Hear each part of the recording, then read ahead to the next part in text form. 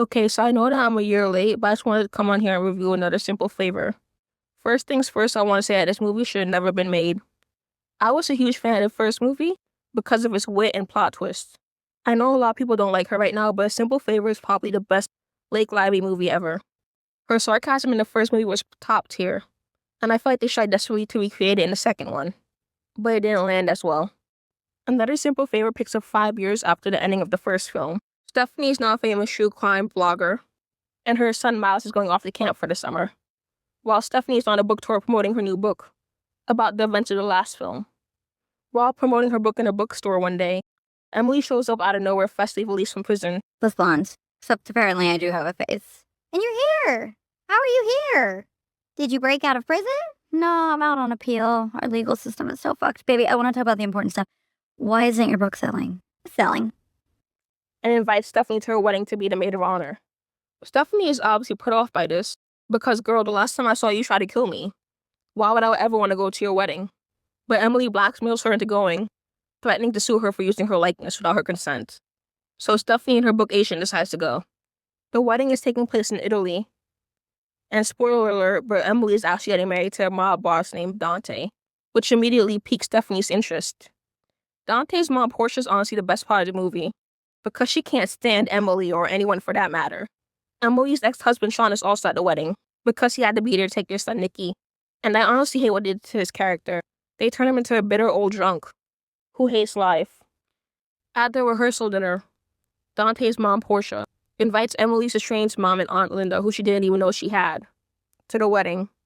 This obviously causes a huge commotion, and Sean and Emily exchange words. And spoiler alert, Sean dies later that night. Stephanie obviously excuses Emily because she has the most motive, but the wedding still carries on as usual. But at the wedding, Stephanie begins to notice that Emily is acting weird. After the wedding, at the celebration dinner, Dante announces that he and Emily will have no prenup and whips it up in front of everyone, much to his mother's dismay. Shortly after that, Dante gets unalived, and Stephanie is the only one to witness it, so everyone just automatically assumes it's her, which makes absolutely no sense because what would be her motive? She didn't know that man. Stephanie is placed under house arrest when Emily comes into her room and acts even stranger than usual. And then Stephanie begins to piece together that it's not Emily, but her third sister, Charity, who was believed to have died at birth. Now here's where the movie messes me up at. Why would you overcomplicate things and then introduce the third twin? Or triplet, I should say. But anyway, hijinks ensue.